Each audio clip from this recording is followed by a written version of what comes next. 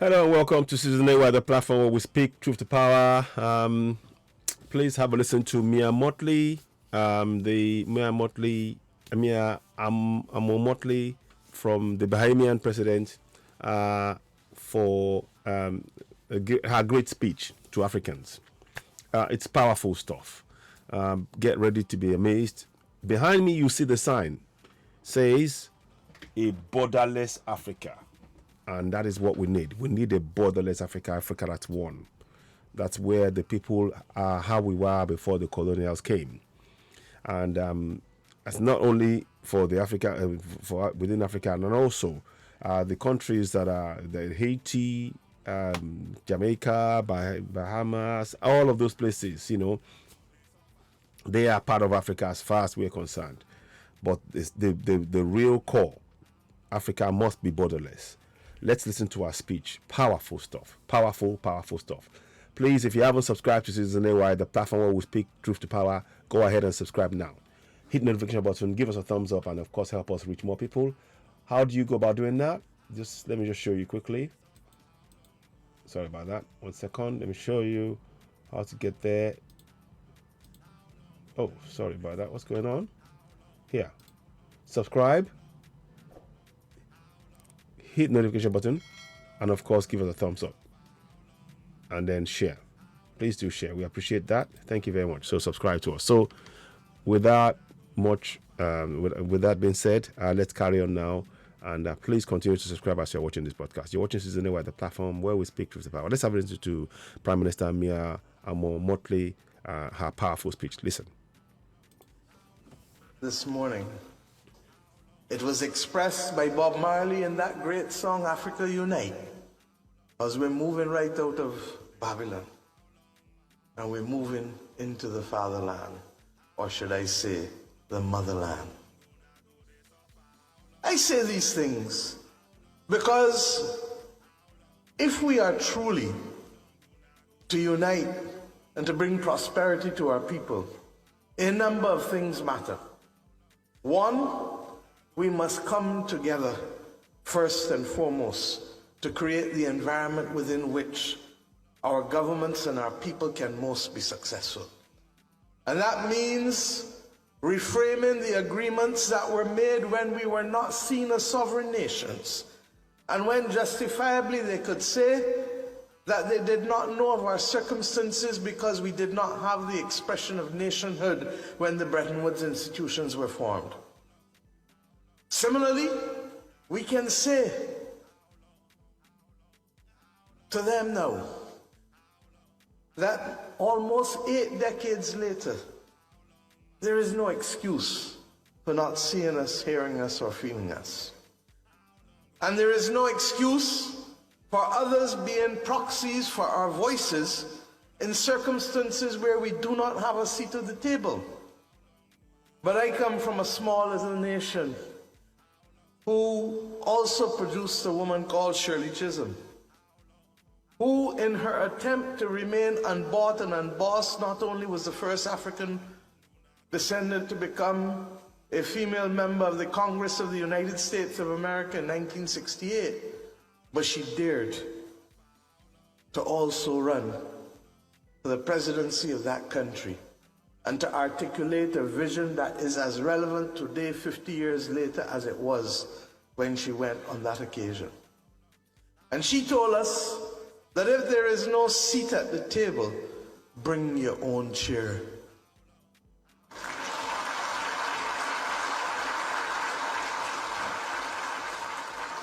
So you will better understand why we are not prepared to accept things as they are and work together to shape things as they must be. But when we finish, or as we keep doing that, it is the political will that first and foremost makes the difference to whether we are prepared to rise to the occasion and to overcome the challenges that hitherto have been placed before us. And I refer not now yet to the existential challenges, but to the challenges that were foisted upon us by colonialism and division, by language, by religion, by those who understood that as long as we could be divided, the dominance of those of a lesser number could preside. I say to us today that we know the power of unity, and it cannot simply be in the rhetoric. It needs to be in our actions and in our policies. There must be a Blue Ribbon Commission established between the African Union and the Caribbean community to put to rest once and for all the issues of connectivity. Connectivity of transport, but equally connectivity of telecommunications. We cannot be talking about innovation. We cannot be talking about prosperity and only prepared to look north rather than to look east or west.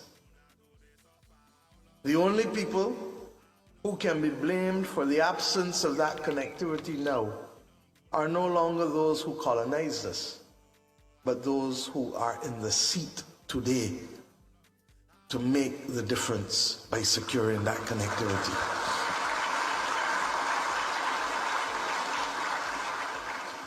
And I therefore look forward to my brothers and sisters coming together, recognizing that while each of us may not have the capacity to do all that we would like to do, we have the ability to pool together to secure that advantage.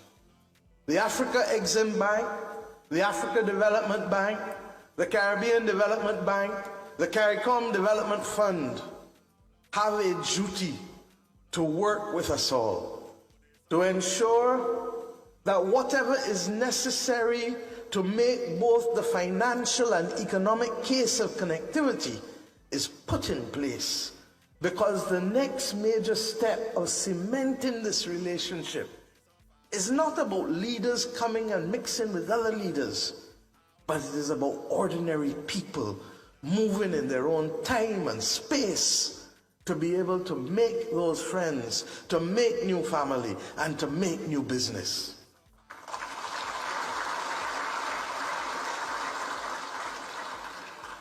When that happens, we will not even know the bounty that shall be created, because there is an organic nature in which the creativity and the abundance of our people shall allow for things to happen and to be created that we can't even contemplate today. But separate from that, there's the issue of functional cooperation. And the functional cooperation, as we are seeing with the commitment of CARICOM to be able to participate through our central bank governors in the payment and settlement system, PAPS, recognizing that if we use that same system, we can minimize the extent to which trading in hard currency can limit the opportunities for our people, even within the Caribbean region, even within the African Union, but more importantly, across the Atlantic Ocean with each other.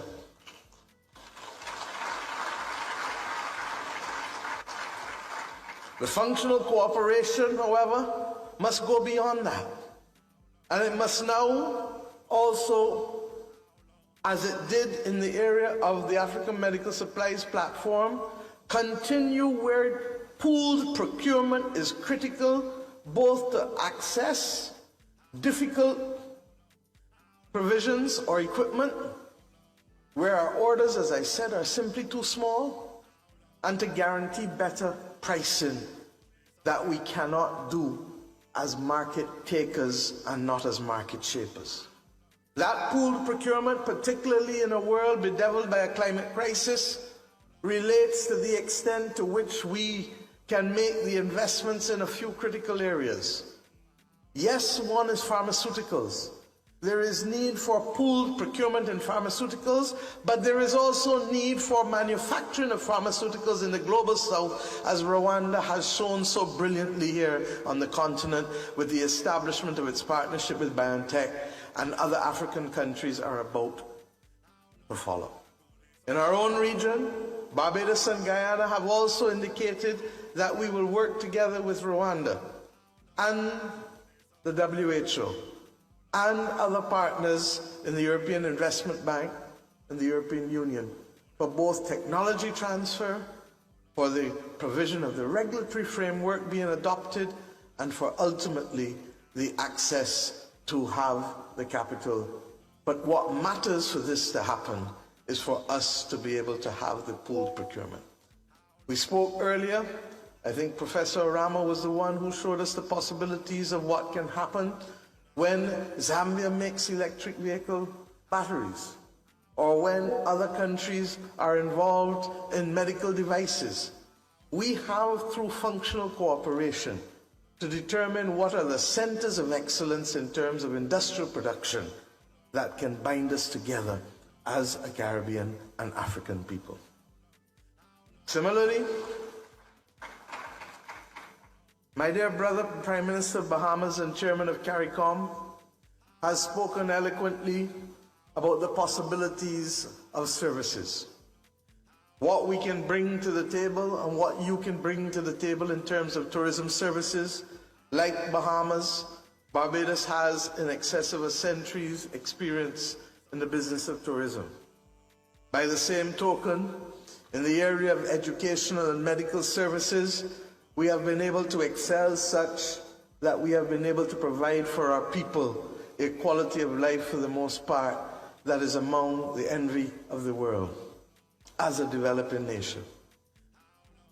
It is not rocket science. It is not impossible. And in the same way we had citizens come here 70 years ago to teach, there must be ways in which there can be greater collaboration with respect to education and with respect to medical services, as we are seeking to do with the Afrexim Bank with financial services. Bahamas has been an exemplar, like Barbados, like Jamaica, like St. Vincent and the Grenadines, like St. Lucia, like Grenada, Antigua, St. Kitts and Nevis.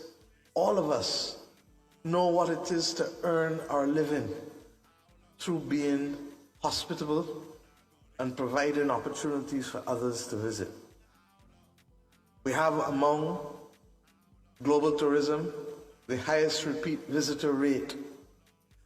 It is not impossible, therefore, for us to have a more structured approach, not just to land-based tourism, but to cruise tourism. Africa and the Gulf states have the lowest penetration with respect to cruise tourism globally. And I hope that through our cooperation with Afrexim Bank, we can see individual projects from the St. Vincent and the Grenadines, which I call God's place on earth.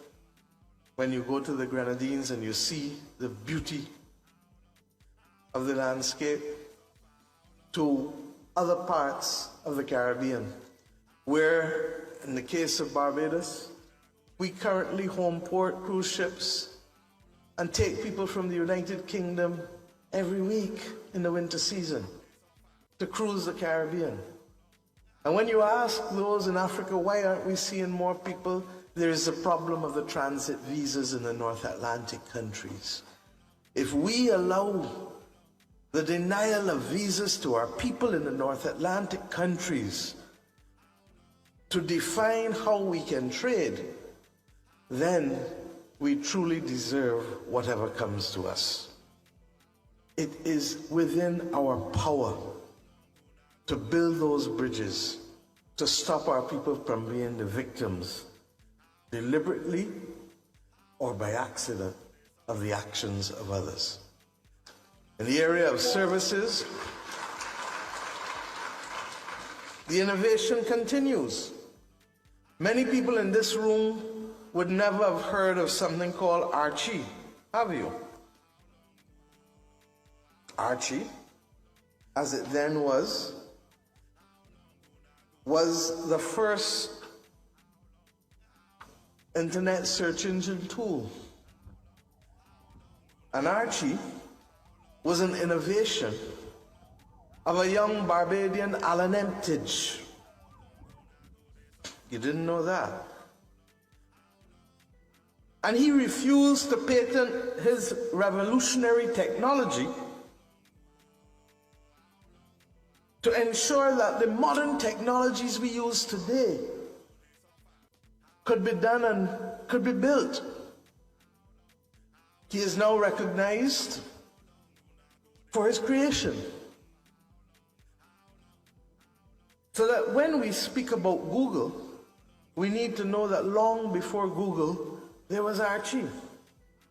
Now there are some who might have said that he was foolish and he should have patented it and done what all the others did.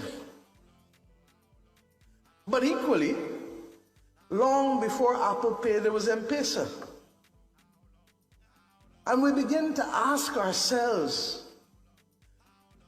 how best can we work together to ensure that that innovation which we have seen, which is not gone, but still resides very much in the bosom of our people, how can it be nurtured and how can it be used in the interests of our people? I believe that the Afreximbank, along with the other financial institutions, have a role to play in that. But more often than not, we have so much distance to go in bridging the development deficit that we tend to focus only on those traditional areas rather than appreciating the importance of equal attention to unleashing the innovation of our ordinary people in Africa and the Caribbean. I believe, therefore, that we have a duty to have the cultural confidence that is necessary to believe in our people and to put the institutions there from which they can benefit. And this is where the romanticism that binds us together meets the rubber on the road with the practicality of the institutions necessary to integrate into a global economy. The Africa Exim Bank over its 30 years has shown that it is not just a romantic ideal for Africans, but it has done the business of being able to bring together opportunities for people and companies, particularly when they are most needed. I look forward to the CARICOM Development Fund, who has just become a shareholder of the Africa Exim Bank,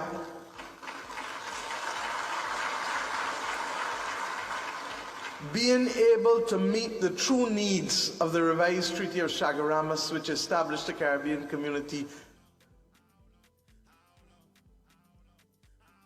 The Treaty of Chaguaramas, which established the Caribbean Community, and the revised treaty, which established the single market and single economy. In that revised treaty, Prime Minister Gonzalez, my dear brother and elder statesman of the Caribbean civilization, speaks often about the fact that in a single market there are winners and there are losers. And one of the great geniuses of that arrangement we created was the fact that it recognizes that disadvantaged countries, disadvantaged sectors, and disadvantaged regions must not be forgotten. The CARICOM Development Fund, therefore, was the mechanism that was established to level the development that was necessary for all to benefit from our own free trade area in the Caribbean community. Its capacity to do so has been limited in the past by the contributions of small countries, its members. This opportunity, as a shareholder of the Afrexim Bank, excites us as to the possibilities of finding mechanisms to unlock the significant savings base of the Caribbean community, such that we can put financial instruments that are innovative to allow our own people to help finance our own development rather than simply waiting for others to bring money to help us. I am not sure that others will appreciate the significance of this moment. But while we fight among ourselves to raise 200 million, we can seek to go after some of those savings. And if we just get 1% of what is available in our banking system, both through financial and non-financial deposits, that will be in excess of $1 billion US. What is missing was the courage of an institution to work with us to unlock these savings. This is why this is an emotional moment for me and my colleagues today.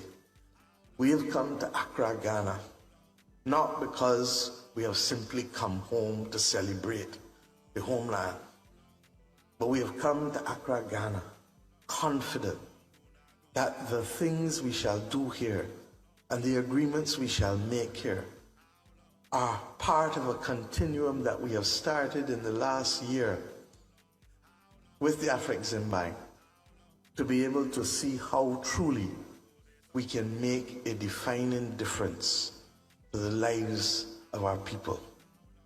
These things will not happen by accident. And when we spoke of the first Caribbean Trade Investment Forum a year ago, others didn't believe that it would be possible. And yet we met in Barbados at the end of August, early September, to host that first Trade and Investment Forum. I look forward to when we will meet later this year in Guyana to do the same, because it is the bridges that we are building that will create the opportunities that our people need.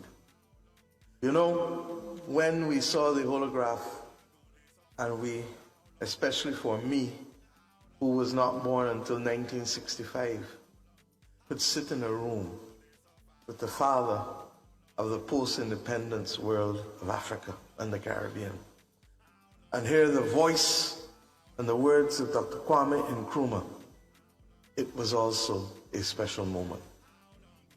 His commitment and his life's journey is a lesson for us all on this journey. That even those who were revered have the capacity to be distracted and taken down by those whose vision is too narrow and too limited.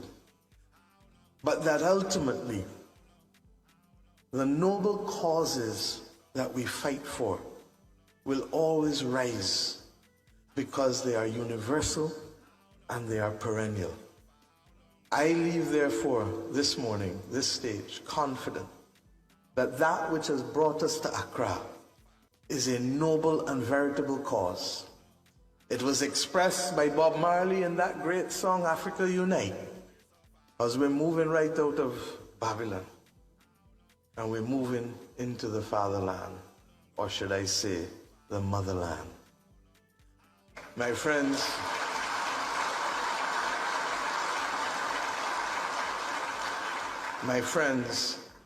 this conference is not just simply about words.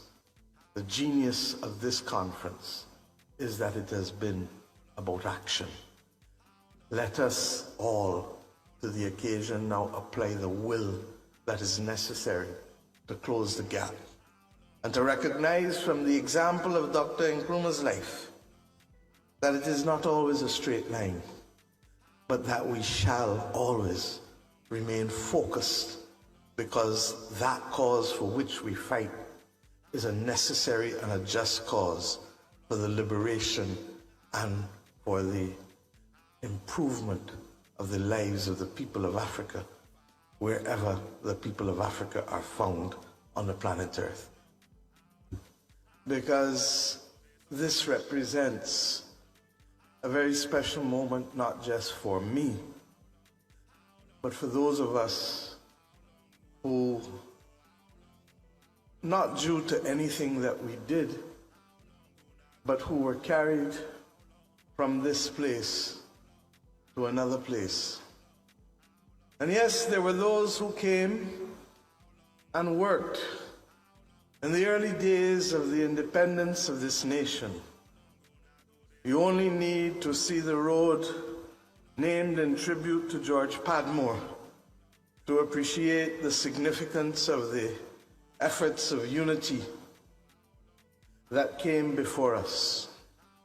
In my own country, the first governor of the Central Bank of Barbados, Sir Courtney Blackman, and our revered poet of international repute, Kamau Brathwaite, both spent time in this great country teaching and learning how to live. But today we come conscious, therefore, that we were not the first to make this journey of Pan-Africanism, and that there has been a century of effort. I start here because in a world that is so clued in on instantaneous gratification,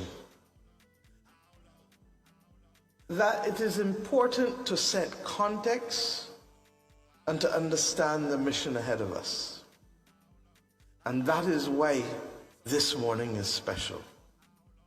The context, as so appropriately enunciated by the fathers of this institution, that without the ability to bring prosperity to our people, we will not succeed. And that prosperity comes through growth, and growth comes through enhanced trade and opportunities for ordinary people. Perspective, because we live in a world where the existential crises threaten our individual and collective demise, such that if we don't come together to stay together, we cannot survive the battles of this century. I want at the outset to salute and thank Professor Benedict Orama, who is an outstanding visionary and who appreciated that Africa's reach must not simply be that on the continent, but that the tangible expression of integrating the daughters and sons of Africa from the diaspora, and in this particular instance, the Caribbean, is a critical part of the journey of being able to forge a clear and definite future of prosperity for our people. And Professor, you have a talented and committed team. And ever since our encounter in 2021, we've seen the example of that commitment in the Caribbean in tangible ways by the urgency with which they and you have undertaken this mission. Perspective, because as chairman of CARICOM in 2020, when the COVID outbreak hit us, I received a call from Dr. Tedros, who said to me, "Speak to Strive Masiwa. The Caribbean must not flounder with its capacity to respond to this pandemic." And the people of Africa, the heads of government and heads of state of Africa have come together to establish the African Medical Supplies Platform. It will pool the procurement to guarantee access, because we were told that our orders were simply too small to make a difference. Too small to access, from equipment to therapeutics to vaccines. Too small to be seen, too small to be heard, too small to be felt. And that platform, for those who may have difficulties, the financing would be available from Afreximbank. That was the first encounter. You heard from President Akufo-Addo earlier the importance of friendship and the dire importance of friends in need. We, therefore, today are simply seeking to build upon that engagement which started in 2020 and which could so easily have been left as an isolated experience were it not for the vision and commitment of Professor Arama and the determination. His was a determination that if we are to truly realize our potential, then we must do as others have done. We must go afar. We may not colonize in the way that they have, but we will influence in the way that we must.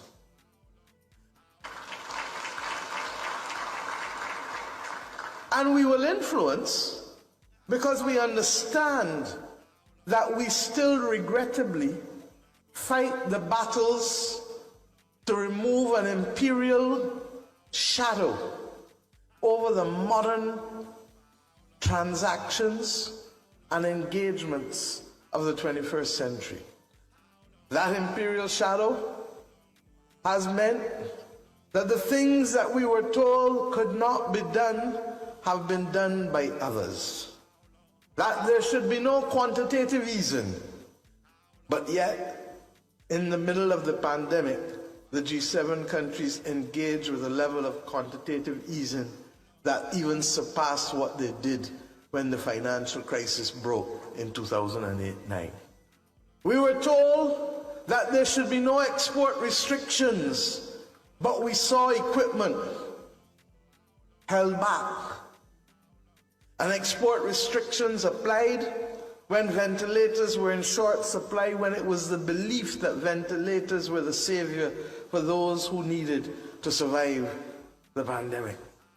We were told, as we have been for years, that there should be no subsidies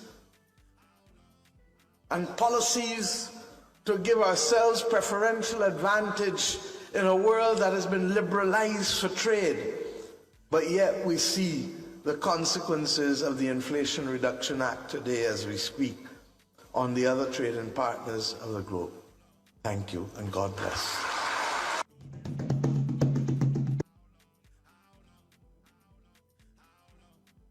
So that was Mia Amo Motley, the Bahamian Prime Minister. That was by Make Africa Great as well. But you should see we are doing that as well here. We're working on that to make sure that we can, what's the word? Talk about this issue at length, extensively, and, you know, really highlight the great speech by this great woman. What are your thoughts? Leave a comment. You're, of course, watching Season A, the platform where we speak truth to power. Let us, leave your comments. Let's hear from you. Thank you. It's a powerful speech. And, it talks about, you know, we Africans, we need to work together. We must, you know, that is, our unity is the only way forward, both in diaspora and at home. We must work together. So please don't forget, subscribe to Season A, the platform where we speak truth to power. Of course, what I will say to you, let me just go back a little bit. Let me go back a little bit here. I want to just see what she is saying here is fantastic. It is timely. It is what we need to hear. It's what we must do on a daily basis. We need to unite. We need to pull our resources, pull everything we have together. And I support a borderless Africa for Africans. We should be trading among ourselves without any borders. The borders are there for the benefit of those who created the borders, not for Africans. The borders are there for those who created those borders, not Africans. And we Africans, we need to trade among ourselves, remove the borders imposed by colonials on our continent, and free ourselves, and thus be able to reach our true potential collectively. So I firmly believe that. And you are, of course, watching Citizen Ewa, the platform where we speak truth to power. It is really important that we begin to address these issues collectively, from a collective standpoint. The song in the background, how long gonna go to suffer? It's the song I wrote. It is really, really timely. It talks about exactly the things that we've been talking about for a long time, which is how to, confront the problems we've been facing. Initially, this song was really about trying to wake up Yorubas and Biafrans and Middle Beltons, but now actually this song is relevant to the whole of Africa. And indeed, all diasporans, this song is something that people should really be listening to. I'll play it again, and I will talk about it on one of my broadcasts. But of course, go and download it on iTunes, on YouTube, and Spotify. You can download the song. How long will I go to so far? It's a powerful song. But like I said, great speech by Mia Motley, the Bahamian president. Wonderful. Listen, there's a lot of work for us to do. But we need to envision and see Africa as a borderless Africa for Africans. That's the way forward. Let's listen to the speech. Let's hear your thoughts. You're, of course, watching Citizen Ewa, the platform where we speak truth to power. Thank you very much for watching. Before you go, don't forget to go ahead and subscribe to Citizen Ewa, the platform where we speak truth to power. Hit the notification button and, of course, give us a thumbs up. So thank you very much for that. And, great speech by Mia Motley, a great African woman. So thank you. And please do share the podcast. Leave your comments. Let's hear from you. What are your thoughts? Thank you and bye for now.